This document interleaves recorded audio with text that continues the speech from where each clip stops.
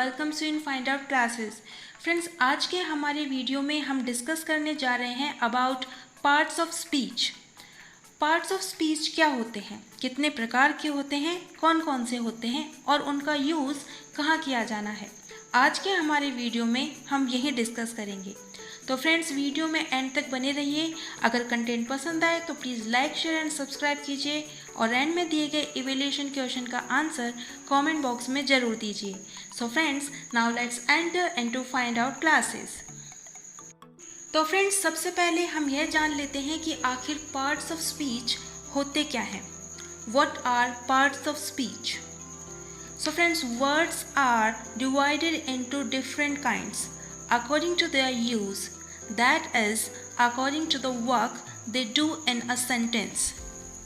Friends, हम words को उनके यूज़ के अकॉर्डिंग अलग अलग बांट देते हैं। मतलब कोई वर्ड किसी सेंटेंस में क्या काम करता है उसके अकॉर्डिंग हम उस वर्ड को अलग अलग नाम दे देते हैं और यही नाम या प्रकार पार्ट्स ऑफ स्पीच कहलाता है। हम देखते हैं कि एक सेंटेंस बहुत से वर्ड्स से मिलकर बनता है और सभी वर्ड्स अपनी एक अलग पहचान या नाम रखते हैं जिसे हम पार्ट्स ऑफ स्पीच में सीखेंगे। अब बात करते हैं कि पार्ट्स ऑफ स्पीच कितने प्रकार के होते हैं। तो friends, the parts of speech are 8 in number and these are noun, adjective, pronoun, verb, adverb, preposition, conjunction and interjection. तो फ्रेंड्स, इस तरह से पार्ट्स ऑफ स्पीच 8 तरह के होते हैं और इन सब का एक सेंटेंस में अलग अलग यूज़ होता है। अब हम इन सब के बारे में थोड़ी सी पहचान कर लेते हैं कि आखिर के क्या यूज़ आते हैं। तो फ्रेंड्स, पार्ट्स ऑफ स्पीच में सबसे पहले हम बात करते हैं नाउन के बारे में, जिसे हम हिंदी में संज्ञा कहते हैं। A noun is a word used as the name of a person, place or thing. Noun एक ऐसा वर्ड है जिसका यूज़ हम किसी व्यक्ति, जगह या किसी चीज़ के नाम के लिए करते हैं। यानी किसी व्यक्ति, जगह या चीज़ के नाम को ही हम नाउन कहते हैं। For example, the sun shines bright. यहाँ पर सन को हम एक थिंग में काउंट करेंगे, इसलिए यह नाउन है। My uncle is coming from the park. यहाँ पर अंकल एक पर्सन है और पार्क एक जगह है, इसलिए ये भी नाउन है। इसी तरह I want to go Kerala next week. यहाँ पर केरल एक जगह है, इसलिए यह भी नाउन के रूप में है। तो जिस भी वर्ड से यह इंडिकेट हो कि वह कोई पर्सन है, प्लेस है या थिंग है, तो उसे हम नाउन कहेंगे। पार्ट्स ऑफ स्पीच में सेकंड नंबर पर आता है एडजेक्टिव।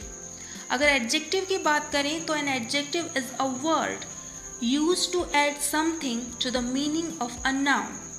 यानी एडजेक्टिव हमें नाउन के बारे में बताता है, यानी कोई पर्सन, कोई जगह या कोई चीज़ कैसी है, कितनी है, ये सब एडजेक्टिव एक्सप्लेन करता है। हिंदी में हम इसे कहते हैं विशेषण। तो जो वर्ड हमें नाउन की क्वालिटीज़ बताता है या नाउन को एक्सप्लेन करता है वह एडजेक्टिव कहलाता है। For example, she is a beautiful girl. यहाँ पर गर्ल एक पर्सन है, इसलिए वह नाउन है और इसके बारे में हमें बताया जा रहा है कि वह ब्यूटीफुल है। तो ब्यूटीफुल वर्ड यहाँ पर एडजेक्टिव है। इसी तरह, there are 15 books on the table. यहाँ पर बुक्स थिंग है, इसलिए नाउन है और हमें बताया जा रहा है कि बुक्स कितनी है, 15। तो 15 वर्ड यहाँ एडजेक्टिव है। इसी तरह, the garden is very clean. यहाँ पर गार्डन एक प्लेस है, इसलिए वह नाउन है और उसके बारे में बताया जा रहा है कि वह क्लीन है, इसलिए क्लीन वर्ड यहाँ पर एडजेक्टिव है। अब हम बात करते हैं पार्ट्स ऑफ स्पीच में थर्ड नंबर प्रोनाउन की, जिसे हम हिंदी में सर्वनाम कहते हैं। A pronoun is a word used instead of a noun. यानी प्रोनाउन का यूज़ हम नाउन की जगह करते हैं। हम बार बार किसी नाउन वर्ड का यूज़ करने की बजाय उसकी जगह प्रोनाउन वर्ड का यूज़ करते हैं। For example, Vikas is not coming because he is ill. यहाँ पर विकास एक नाउन वर्ड है। सेंटेंस में उसका दोबारा यूज़ नहीं किया गया, बल्कि उसकी जगह ही वर्ड का यूज़ किया गया है, इसलिए यहाँ पर ही प्रोनाउन है। इसी तरह she purchased a sari and gifted it to her mother. यहाँ पर शी किसी गर्ल के लिए आया है और इट का यूज़ साड़ी के लिए किया गया है, इसलिए यहाँ पर शी और इट दोनों ही प्रोनाउन वर्ड हैं। इसी तरह Jaipur is in Rajasthan, it is a beautiful city. यहाँ जयपुर एक नाउन है और इसके लिए इट का यूज़ किया गया है, तो यहाँ पर इट एक प्रोनाउन वर्ड है। इस तरह से नाउन की जगह जो वर्ड यूज़ किए जाते हैं उन्हें हम प्रोनाउन कहते हैं। पार्ट्स ऑफ स्पीच में 4th नंबर पर आता है वर्ब, जिसे हम हिंदी में कहते हैं क्रिया। A verb is a word used to express an action. Verb एक ऐसा वर्ड होता है जिसका यूज़ किसी काम को एक्सप्रेस करने के लिए किया जाता है, यानी हम क्या कर रहे हैं यह एक्सप्रेस करने के लिए जिस वर्ड का यूज़ किया जाता है उसे वर्ब कहते हैं। For example, the children were talking to me. यहाँ पर अगर हम पूछें कि चिल्ड्रन क्या कर रहे हैं तो रिप्लाई आएगा talking. It means talk is a verb. My parents finished the dinner. यहाँ पर हम देखेंगे कि पेरेंट्स क्या काम कर रहे हैं, तो आंसर होगा फिनिश्ड। इट मीन्स फिनिश एक वर्ब है। इसी तरह she open the door for the neighbour. यहाँ पर शी का एक्शन वर्ड है ओपन्ड, तो यहाँ पर ओपन जो है एक वर्ब है। इस तरह से किसी के द्वारा किया गया कोई काम या एक्शन जिस वर्ड से एक्सप्रेस होता है वह वर्ड वर्ब कहलाएगा। पार्ट्स ऑफ स्पीच में 5th नंबर पर आता है एडवर्ब, जिसे हिंदी में हम कहते हैं क्रिया विशेषण। Adverb is a word used to add something to the meaning of a verb, an adjective or another adverb।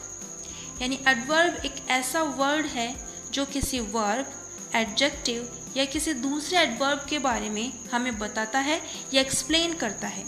For example, he slowly opened the box। यहाँ पर open verb है और अगर हम पूछें बॉक्स कैसे खोला तो आंसर होगा slowly। तो यहाँ पर स्लोली वर्ड जो है वो वर्ब को एक्सप्लेन करता है, इसलिए स्लोली एडवर्ब है। इसी तरह this flower is very beautiful. यहाँ पर ब्यूटीफुल एक एडजेक्टिव है और वेरी वर्ड इसे और एक्सप्लेन करता है, तो यहाँ पर वेरी एडवर्ब है। इसी तरह एक और सेंटेंस है, she pronounces the word quite correctly. यहाँ पर प्रोनाउंस वर्ब है। प्रोनाउंस कैसे किया गया? करेक्टली, तो करेक्टली एडवर्ब है और करेक्टली को भी एक्सप्लेन किया गया है क्वाइट, इसलिए क्वाइट भी एडवर्ब है। फ्रेंड्स, पार्ट्स ऑफ स्पीच में 6th नंबर पर आता है preposition. Preposition is a word used with a noun or a pronoun to show how the person or thing denoted by the noun or pronoun stands in relation to something else। Preposition एक ऐसा word है जो किसी noun या pronoun के साथ use किया जाता है और एक सेंटेंस में किसी नाउन या प्रोनाउन का दूसरे वर्ड के साथ रिलेशन बताता है। For example, there is a cat under the table.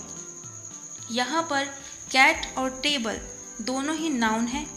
इन दोनों के बीच रिलेशन को शो करने के लिए अंडर वर्ड का यूज़ किया गया है, इसलिए यहाँ पर अंडर प्रीपोजिशन है। इसी तरह the boy jumped into the pool. यहाँ पर बॉय और पूल दोनों ही नाउन है और इन दोनों के बीच रिलेशन को बताने के लिए इनटू का यूज़ किया गया है, इसलिए इनटू यहाँ पर प्रीपोजिशन है। पार्ट्स ऑफ स्पीच में 7th नंबर पर आता है conjunction. A conjunction is a word used to join words और sentences। कंजक्शन वह वर्ड होता है जो दो वर्ड्स को या दो सेंटेंसेस को आपस में जोड़ता है। For example, Rakesh and Vikas are brothers. यहाँ राकेश और विकास को वर्ड जोड़ता है एंड, इसलिए एंड यहाँ पर कंजक्शन है। I ran fast but missed the train, यहाँ पर बट दो सेंटेंसेस को जोड़ रहा है, इसलिए यहाँ पर जो वर्ड है बट वो कंजक्शन है। इसी तरह he is my uncle who lives with me, यहाँ पर who वर्ड दो सेंटेंसेस को जोड़ता है, इसलिए who यहाँ पर कंजक्शन है। इस तरह से कंजक्शन एक सेंटेंस में दो वर्ड को या दो सेंटेंसेस को आपस में जोड़ता है।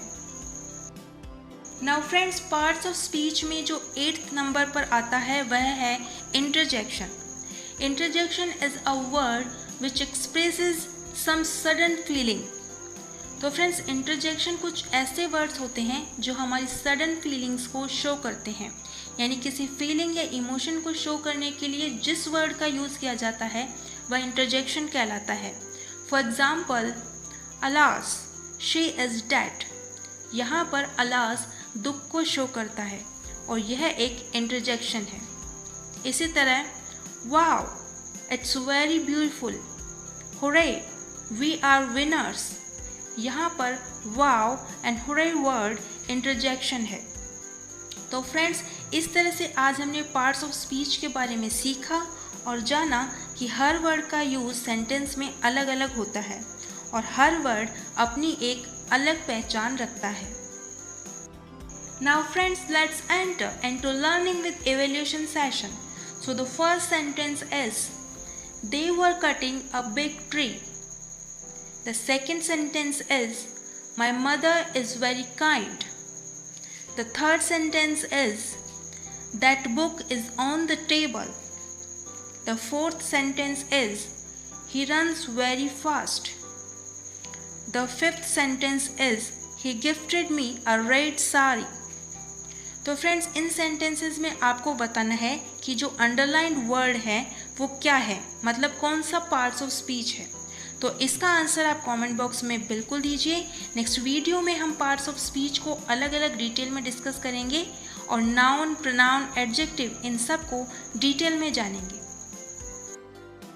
तो फ्रेंड्स, अगर आज का कंटेंट आपको पसंद आया और आपको लगता है कि यह आपके लिए बहुत यूज़फुल है तो प्लीज़ ज़रूर लाइक कीजिए, अपने फ्रेंड्स के साथ इसे शेयर कीजिए और नेक्स्ट अपलोड्स के लिए सब्सक्राइब कर बेल आइकन पर क्लिक कर दीजिए। Till then, bye bye, keep learning and happy journey to English grammar.